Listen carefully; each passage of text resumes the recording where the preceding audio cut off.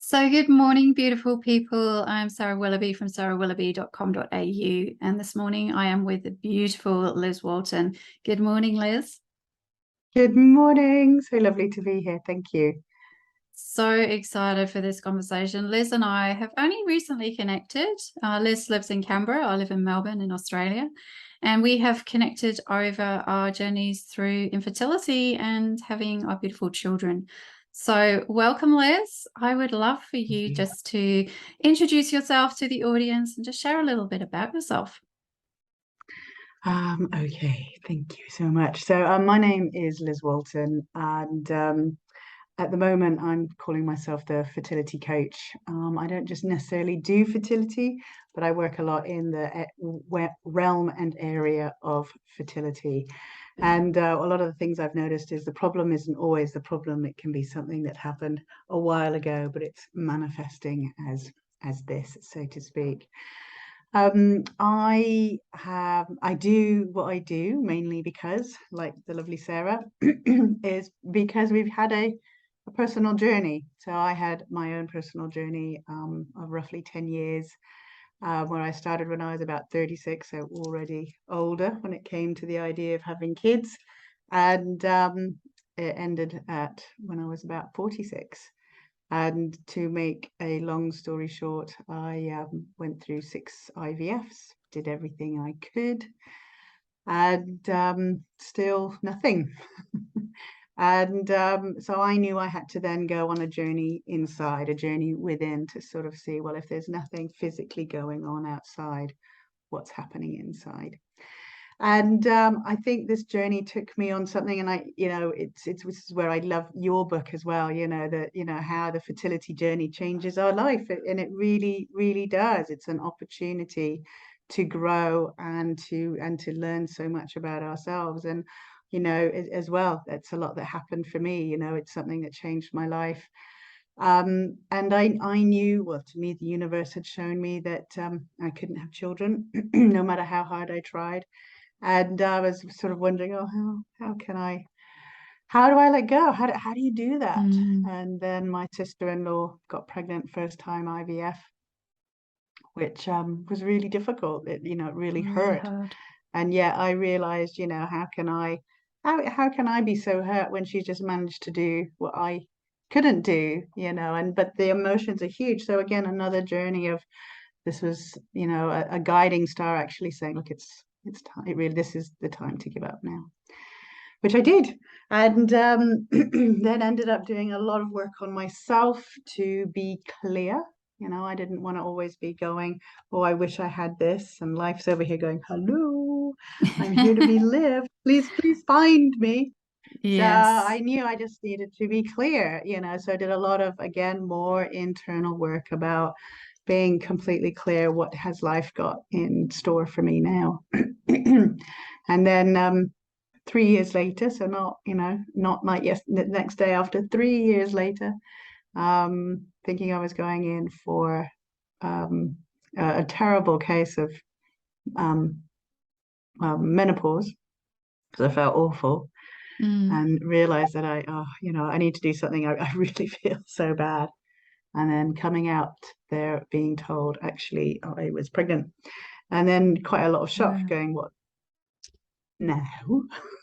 What are you guys doing? Yes. And and then, basically at the end, I had a little baby girl at the age of 46. So I am now 53 and I have a lovely, lovely 7-year-old.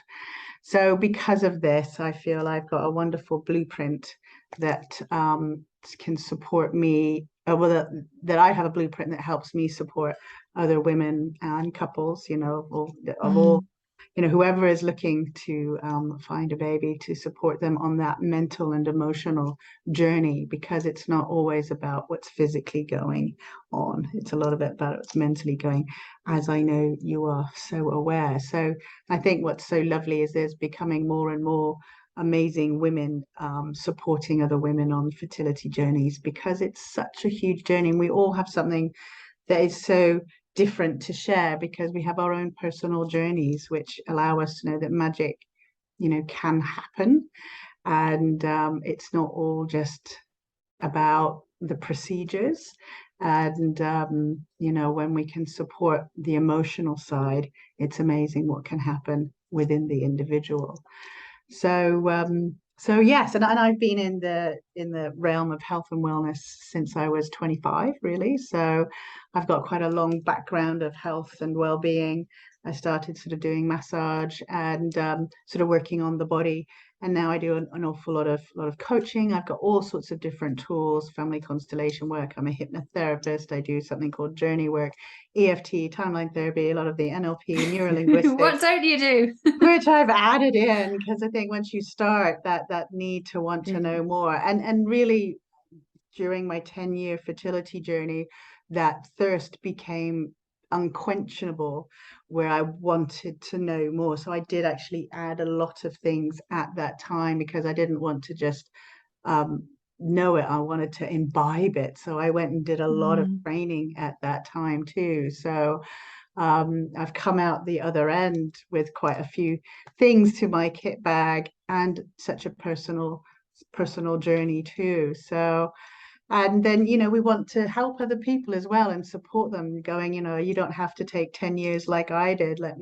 How can I bring my Mm. experience and personal journey to support others so that you don't have to take so long and get the biggest thing that you so want. So it's yeah, it's an interesting life we all lead, isn't it, that takes us on our amazing journeys.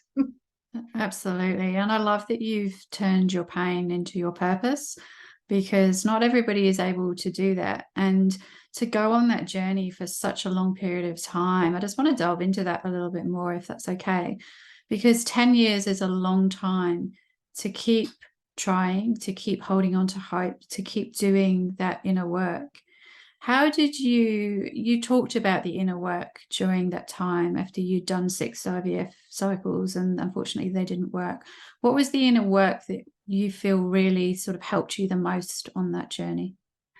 So what I'll do is I'll start from the beginning. I find it interesting, you know, you okay, right, let's have a baby. And it's that assumption of, well, it will happen. And then after a year and a half, then those little mind chats, those little things that start happening, you know, is there something wrong with me? What's going on? You know, Mm. you know, that we just have that tape that starts.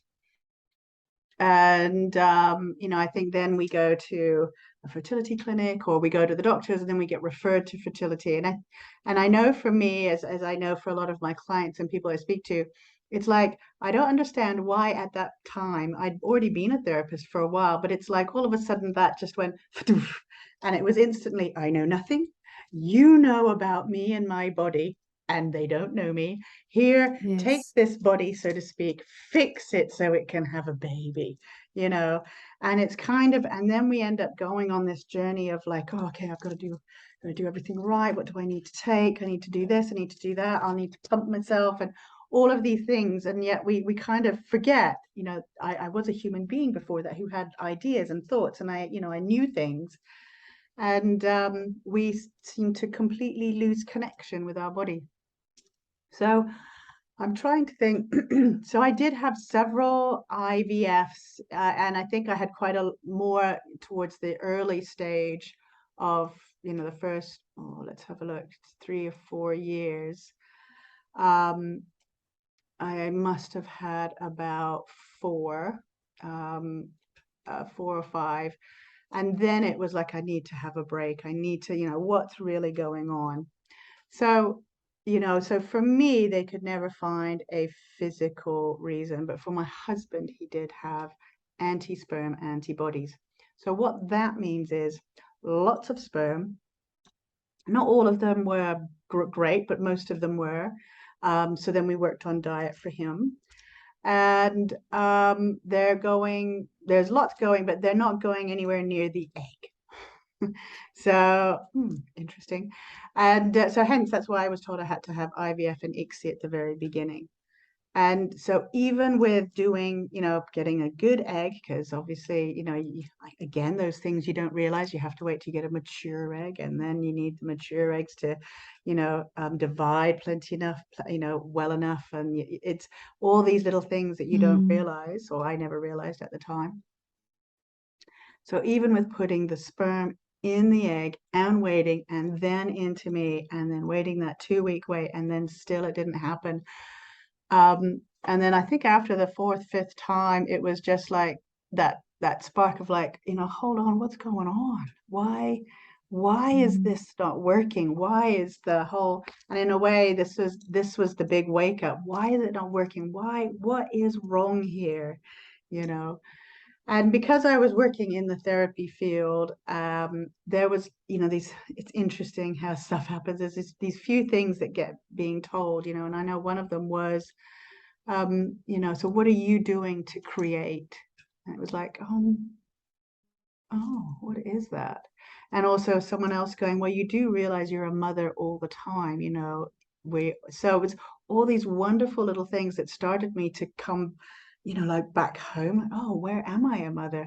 What am I doing to create? What is this where I need to come back. I'm giving away all of my power. I'm giving away everything of who I am.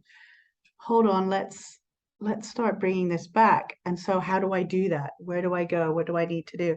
I think that started the beginning of, okay, I need to come home instead of give this out. And so then I think there was more of that curiosity, more of like, what, I should know this, what's going on, and then really seeking out other therapists and other places that I could learn. And then that was that thirst of, okay, I need to know more about me as a woman, who I am. What's my language doing? What's the behaviors doing? I'm a therapist. Why am I suddenly thinking I don't know anything? So that started to bring that real thirst of adding more and more and wanting to understand on a deeper level. And I was somebody as well that I used to just work. I just worked all the time. I worked 6 days a week because that's what you did. And then, coming back home to that connection of who am I as a woman, understanding more about the masculine and the feminine. And I was just busy doing all the time. I was not in my feminine at all. And a part of me was also scared of being in my feminine. I had a past of some sexual abuse, but I was fine, there's nothing wrong with me. Okay.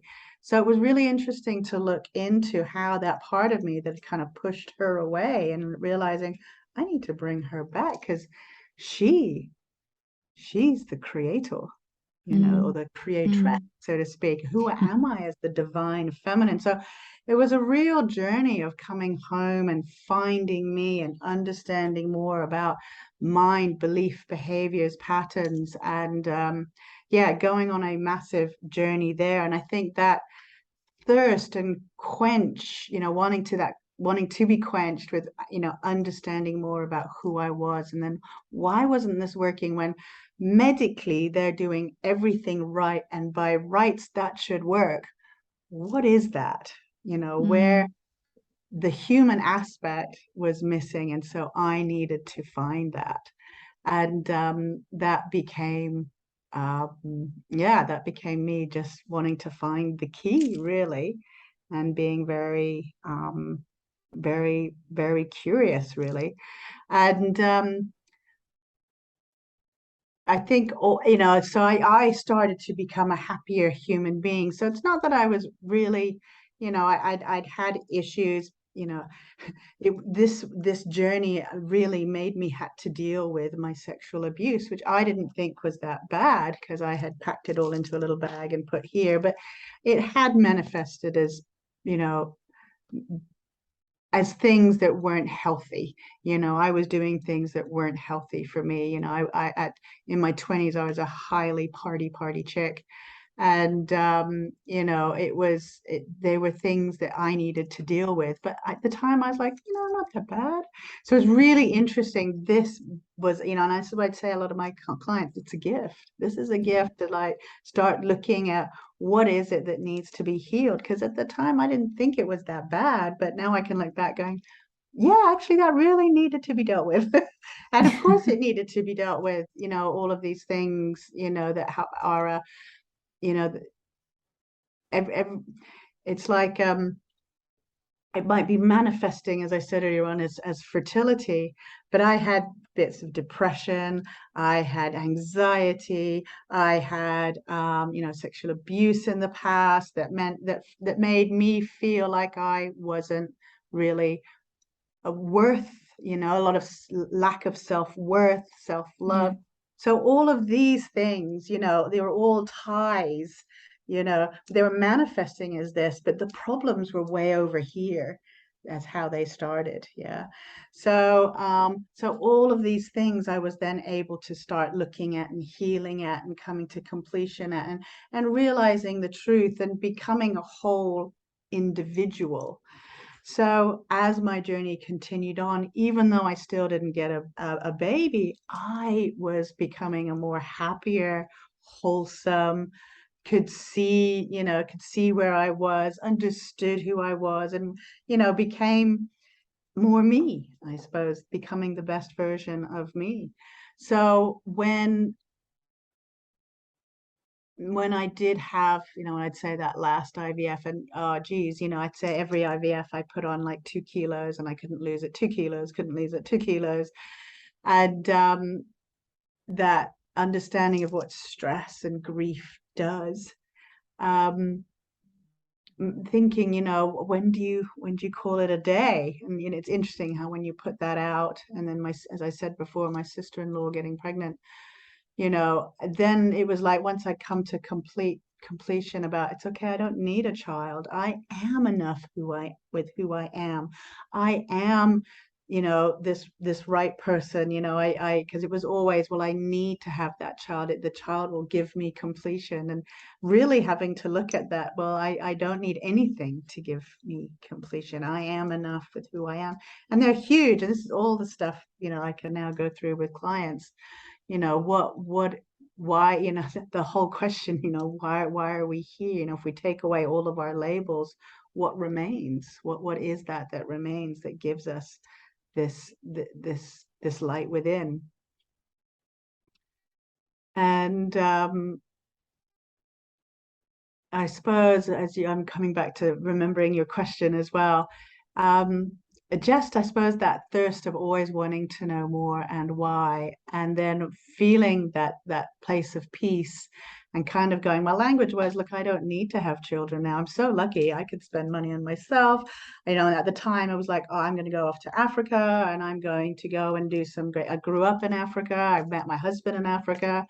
And I'm like, that's a place that I love, you know, it can be raw and amazing at the same time. It's quite a dichotomy. So I'm just like, okay, that's where I'm going to go back and see how I can give back, you know. And that's what I thought, you know, was going to happen. And so I think also things come into play when you let go, because we always hear about people that let go and then they become pregnant. I find it so interesting now to understand what happens when you let go and we allow, you know, depending on your religion, God, Allah, Buddha, Gaia, or we allow the universe to unfold as it should instead of constantly trying to make it as we want. It allows this wonderful, like almost yellow brick road to unfold. And so things came up for myself and for my husband where we connected more. There was still other things that I can now look back and we had to face and deal with. And all of that culminated in, even though we were told, you know, you can never get pregnant with what you both have. Not that I had anything, but obviously it was showing that the universe, you know, my body wasn't working. We still got pregnant. And even because I'd worked so hard on myself to be clear, the actual reality of me being pregnant, I couldn't comprehend. It was a real shock because I was just like, well, no, that's literally impossible. I cannot be pregnant. And it was just like I had worked so hard on myself that it was like, no, it, no, are you all joking? I just spent years trying. I've spent years working on me to be okay. And I was just like, I just can't, I couldn't compute it. So it's really weird. And luckily I have a few friends that work with the body and they're like, we need to work on some of this shock here. Cause I'd be like, I just don't understand why I'm pregnant. I had worked so hard. And How many weeks pregnant were you when you found out? so I must have fallen pregnant in the October and I didn't find out until mid-December. Okay. So just before. So in the early January, I had 12 weeks and I kept going, how can I be 12 weeks? This is just Yeah. like nuts. Because then that's why I was feeling so ill. And that would have Um, been a shock in itself if you hadn't had any problems. But like you said, the fact that you had been told you couldn't get pregnant and you tried for so long to then suddenly find out you're not just 4 weeks pregnant, but you're 12 weeks pregnant. nearly, yeah. Yeah, Yeah, you absolutely. haven't had that time to come to grips with it and to get your head around it. I remember how I felt when I found out I was pregnant. I was the same. I can't possibly be pregnant. I've Yeah. got PCOS. I've been told that, my hormones are crazy. I'm never going to have a child. What do you mean I'm already pregnant? Like, whoa. So yeah, I can only imagine what was going on for you, emotionally and mentally And I and think, physically as well. yeah. And the beautiful thing is as we both know now that just because that's being told to us, now, as I tell with clients, you can choose to take that or not, and I with a lot of my clients with cancer and whatnot, it's like it doesn't always have to be, let's look at how else we can create those words. Mm. And, so for me, on the 12-week scan, actually seeing this little thing, because it's on a black and white screen, brought all this emotion. And it was like this flood came through, like, whoa, I didn't realize all of this emotion was here because I'd worked so hard, but it was massive. And then within 5 minutes being told, oh, things aren't good. Wow. um there's too much fluid at the back of her. Oh, it wasn't her. There was too much fluid at the back of the neck, and also the nuchal translucency is too big. So because of your age, we're looking at a lot of chromosomal issues and problems. And so it was just like, wow, oh my God. So it was Yeah. another big slap across the face. And again, another one I was trying to compute, just coming together with like, oh, so it is true, but it's still not going to be right. How do I deal with this now?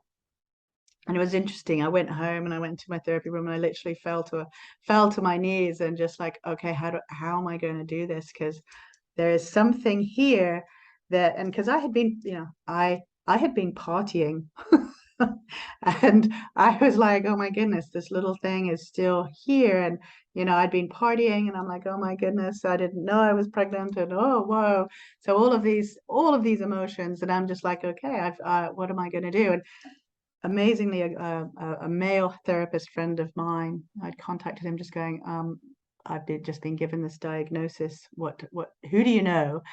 So, and he introduced me to a wonderful lady, and she's on my website called Harry Ma, who dealt with women on the very early stages of pregnancy that had been given all sorts of different diagnoses. There's a heart problem, there's this problem, and whatever. And she was amazing. And so it's great because I can bring some of her work as well in with it too, where we just work on um, a real subconscious level about what's showing up. So we worked a lot on the throat, a lot of them on the crown chakra, what was going on. And as she talked to me, we just followed a thread. And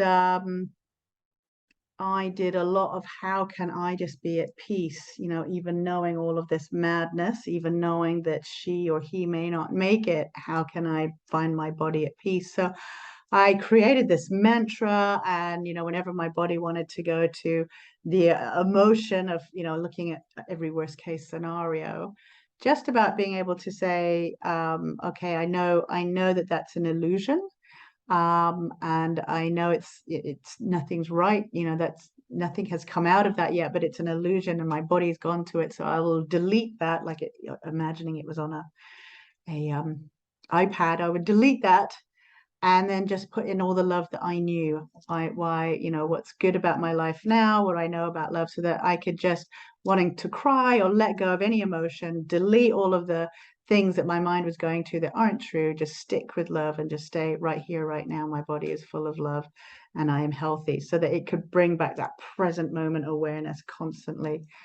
And so that was a really deep spiritual experience for me for about 3 months, until they said, we can't find anything wrong. And I'd found out by then this was a little girl. And at the end of all that, had, a really healthy little girl.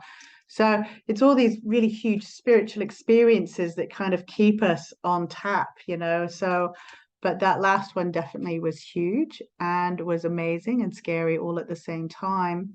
But I am thankful for all of those different, in those 10 years, I had all of these different journeys that, brought me, I suppose, in the end, to have a child, and also brought me to be the best version of myself and my husband and I closer. And also, then I also became a better therapist and parent from that. So it's, life is so interesting how it can give us what we need instead of what we want. What we want. Yes, exactly. I know.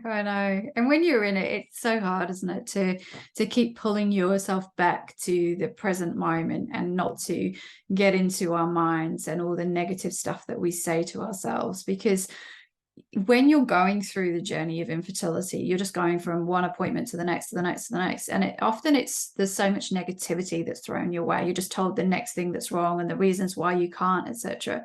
So all that beautiful work that you had done in yourself, what a gift in terms of the timing that you were able to be so fully present and sit with that really devastating news, and to be able to trust your body and to trust the universe that all is going to be well no matter what. Yeah, I mean, look, I knew if, and I would say, I want you to stay, but if you're not going to stay, I will survive, but, as much as I can do, I want to make this a beautiful little house. But yes, if you can't stay, I will survive. So either way, I will be okay. I will be in pain, but I will go through it because I've already been in a lot of pain. So Yes. I knew I could go through it. And what, at the end of the day, what will be, and that is out of my hands. But yes, I don't know, like, if early days that had happened, if I would have been able to have dealt with it in such of a more I suppose spiritual and just an allowing of what will be. So yes, it's interesting, isn't it? And it's beautiful in its own way. And I love being able to, you know, hear other people's story, like yourself, as well as other amazing women I've come across, and then to support other women through those dark days, because it is all consuming, isn't it? Like anything, whether it's a massive health issue or if it's cancer, we've all got something that will take us to our knees and strip us down to the very core. Absolutely. And I think what you were saying too earlier, I know for myself, I put my life on hold. I wasn't really living when I was on my infertility journey. I was so all consumed with the desire to have another child and complete my family that I wasn't being grateful for the life that I had. And even for the little boy that I'd already had, I wasn't being truly present with him. And so I really am glad that you've raised that and that you've brought that to our awareness, because that's something that I say to all my clients and anybody on this journey, that we really just need to try as hard as it is to be present, because we just have no idea what life is going to throw at us. And we could spend 5, and in your case, 10 years on this journey and look back and go, wow, where did my life go? What happened? And Yeah, so thank you for raising that and sharing that wisdom, because it is so very, if I could do it differently, I think that's the one thing that I would do differently if I was going through it now, is I would book that holiday. I would take that job. I would, I would do all the things that I put on hold, even though there was this mind, my mind was saying to me, oh, but what if, it's not the right time to go on holiday. It's not the right time to take a new job. I would do it anyway, because in the process of doing and living and being, we are then being more present in our own lives to be open to receive whatever life is going to give to us.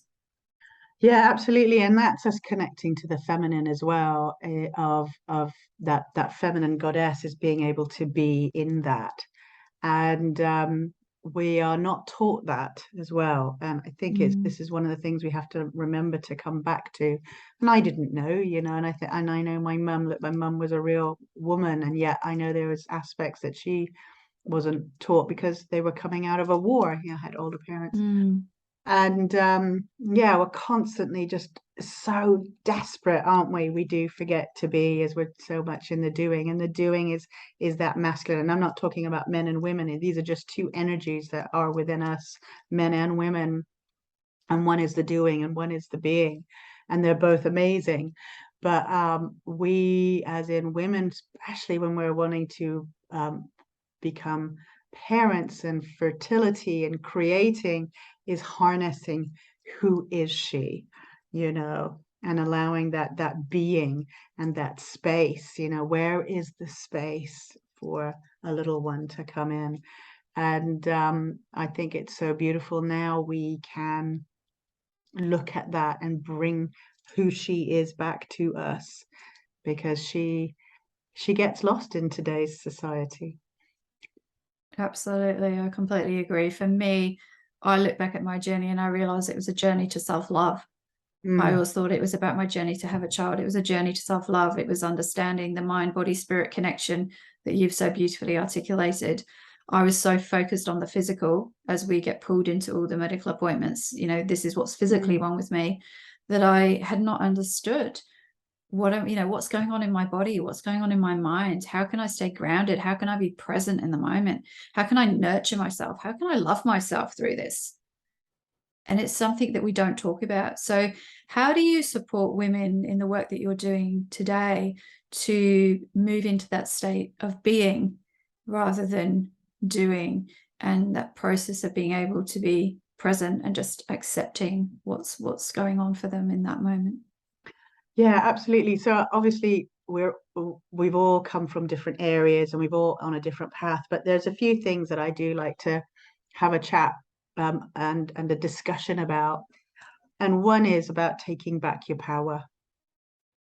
Bring back your body to you, because you are the one that's in your body, and you are the one that can feel it and can enjoy it, and can bring back that relationship with your body. Because we end up going, well, I'll speak for myself, but I know it happens a lot now.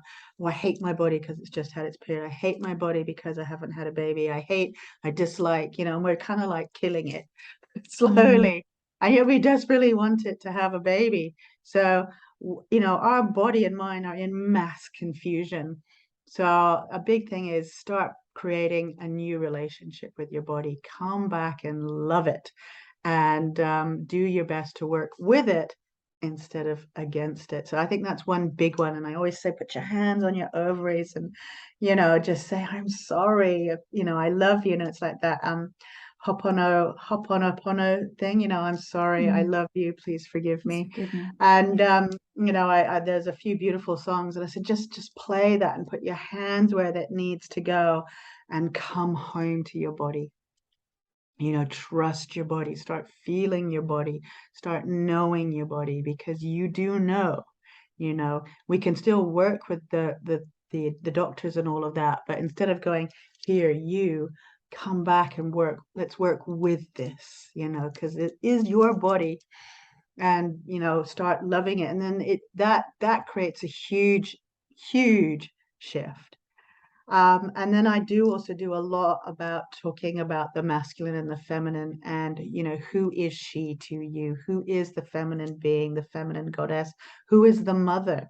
What does that mean to you? And that's another massive, big space and process to be in, because we've all got different ideas, and we've all got different stuff that have happened, and we may not have a good relationship with our mother as well. We, you know, healing our relationships with our parents, whether they be alive or dead, and that doesn't mean we have to talk with them if there is an estranged relationship, but healing it for ourselves is really important, and knowing who we are, because if we want to become the parent, how can we heal those lines to our parents?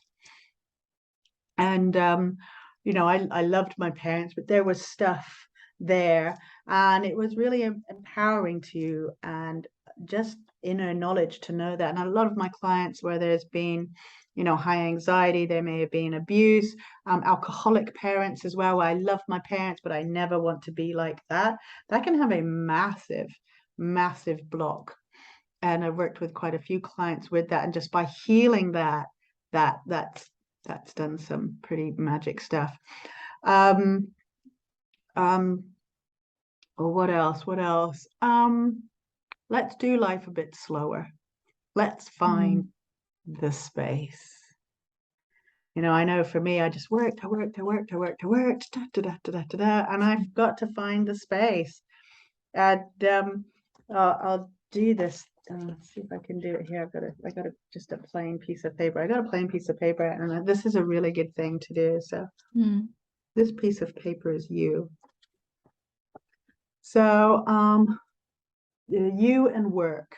What would you say? What section is work? Now, a lot of people go like that.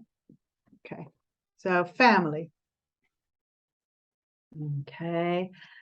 Going out, all of the things that you do. Okay. You know, and I'll ask, what else is there? Oh, there's husband.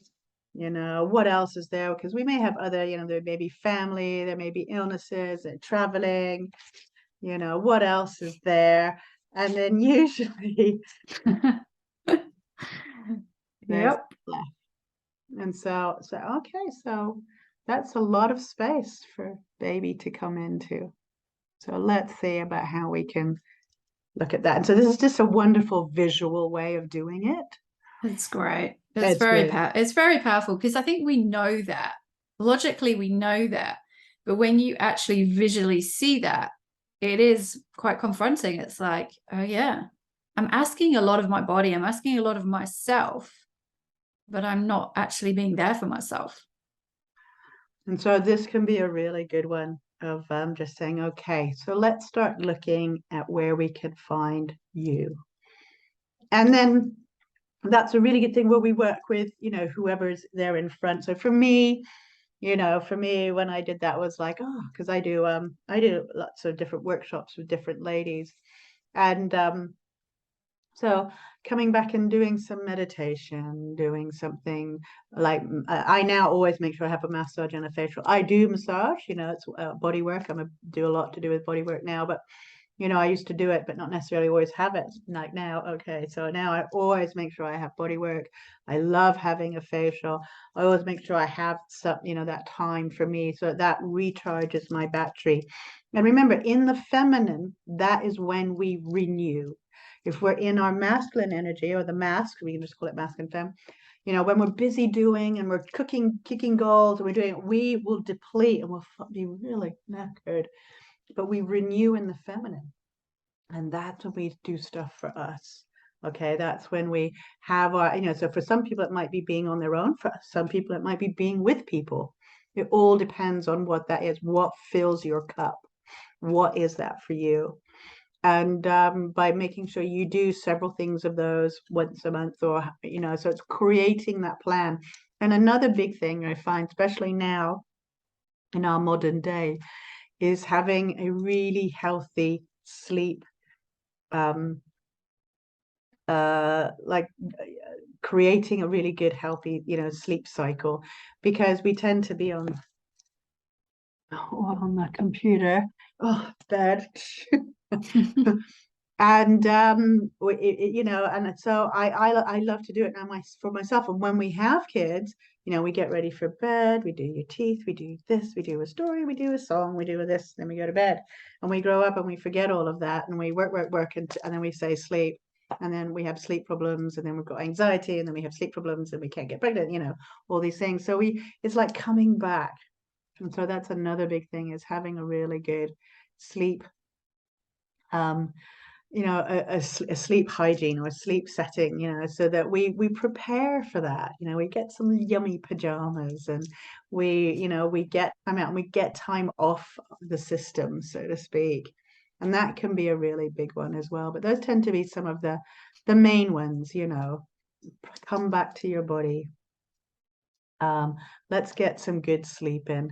Let's see what fills your cup, and who is this feminine goddess for you. You know, let's see who is she, because we're so busy being, and we're so busy being, that we're forgetting about the doing. And it's in that energy, you know, that slower energy where we can walk, you know, that we do that. So it's, yeah, and they can be, you know, I love to say, just bring it in with fun. I always say this, see this, Mm. the magic pill, and it's full of fun, costs Yes. nothing. Let's take that pill. Because Yeah. we become, you know, we're just full of injections, we become a pin cushion, and oh, this date, that, yeah, we've got to go here, here, here, that we forget to find the fun. Yeah, that was absolutely what I was going to mention to you, and such beautiful advice. Thank you. Is that one of the biggest things that I talk to all my clients about, regardless of whether they're on a fertility journey or not, is Mm. just about having joy in your life. You know, if you have to schedule something into your calendar that makes you laugh, that brings you joy, and when you're on that journey, when you're on that fertility journey, you don't have a lot of joy. But if you can really try to schedule something in that you find fun, whatever it is, you know, for me, it would be like going on a crazy fast roller coaster, or jumping out of a plane. I don't know, something really crazy, shifting my energy massively, and Mm. really forcing myself to do it, even when I don't want to. It's like when you don't want to, you wake up in the morning and you don't want to go to the gym, but you know that you need to, and you get there and you do it, and then afterwards you go, oh, let me remember how good this feels, that I was really disciplined and I actually did this. Sometimes I think when we can really tune into ourselves and go back to when we were a child, what did I used to do that was fun? You know, let's not have it at the bottom of the to-do list. Let's prioritize it, because then life becomes more enjoyable when it gives you that balance when you're dealing with such a heavy journey. Absolutely. Bring back the fun, and like activity, movement. That all helps create so much serotonin, which helps us find the solutions that we seek. So yeah, fun is a huge component, and the doing, you know, and it's, you know, things that I never knew, you know, when you're just trying so hard to get pregnant, and then you have kids, and there's all these things like, oh God, I never really thought about that, you know, that every morning my daughter's so busy trying to play, and I'm the one going, come on, and just going, oh my goodness, you know, how it starts, and I don't mean to. It's like, okay, how can we kind of do it all? But you know, so I'm having to look after a dolly today, making sure I do all these things, because I've become that awareness of, we're busy trying to get them to do, whilst they're going la la la la la, you know, and all Yeah. these things I never realized, you know, when you're so busy trying to get pregnant. And so it was good to have all of that training of like really understanding, oh wow, I get that, you know, I've got to be careful not to drag that out of her, you know, because that's important, you know, and she needs to have that, you know. So it's, yeah, all these things are great, isn't it? Yeah, it's beautiful. And your daughter will love that you've shown her little teddy bear on the screen. Give us another wave. What's it called? This is Rainbow. Oh, I better make rainbow. sure I feed her and everything today. Oh, that's so cute. I believe that you have a beautiful free gift for our audience that could support them on their fertility journey. I'd love for you to share a little bit more about that. Absolutely. So, as I said before, I'm also a hypnotherapist, and I love, as you're all aware and what you've heard, the power of the mind. And it's something that I don't think I'll ever stop learning, because there's always more and more to learn. So I'm in the process of at the moment of setting up a page. So I'm going to have lots of audios, but there's one audio that I love and I give to all of my clients, and it's a wonderful relaxation audio. It's literally only 45 minutes. And the first session is me basically saying, relax your body from the tip of your head to the tip of your toes. And then after that is some wonderful positive words. And you don't, and I think the biggest thing is you don't need to listen to it consciously. The conscious mind can just fall asleep, because the unconscious mind will take in everything that is right for your mind and for your body. So listen to it as you're going to sleep and fall asleep. So I have lots of people now that use that as the best anchor. They put it on and they fall asleep. So, and it's great, puts you into a wonderful REM sleep, meaning rapid eye movement. And it's a really wonderful way to just process the day and take away the mind of the shopping lists and all the to-do lists and everything else. So if that's something that you would like, I'd love to share it. It's a lovely audio, and I've had lots of rave reviews about it, which is really, really lovely. So I'm really happy to share that to anyone that would like to have it.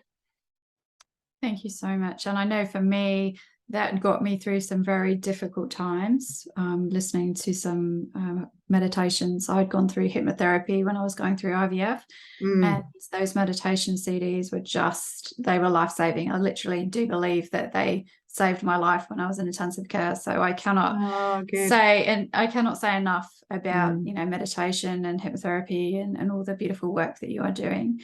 So I'd love for you to share with the audience how people can connect with you and work with you. It's similar to the lovely Sarah. I mean, I think it's always about finding someone that resonates for you. And there's now lots of lovely fertility coaches. So, if I resonate with you, please, it would be lovely to hear from you. So I work either face-to-face, if you're in Canberra, or through Zoom, if you're anywhere else in the world. And you can find me. My website is my name, which is lizwalton.com. And yeah, I don't know. What else do I need to say? I'm just trying to think. Well, how else to work? Are you on any other social media platforms? Oh, yes. Well done. Well done. What else do I need to say?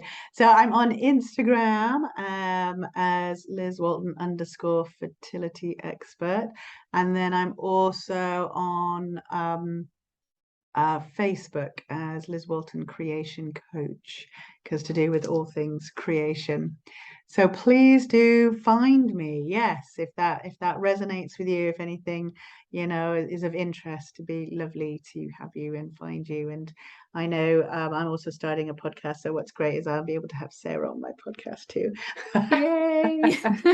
So, and look, I think this is all about, I love it when women come together, because together we will rise and support the world to heal. I love it, because I think the Dalai Lama said that, the world will be healed by the Western woman. And I was just like, that's just the most beautiful thing. So yeah, totally agree. By working together, we can do good things, and I believe in that. So very powerful. I will drop all the links to Liz in the comments. So do check out Liz and her beautiful work.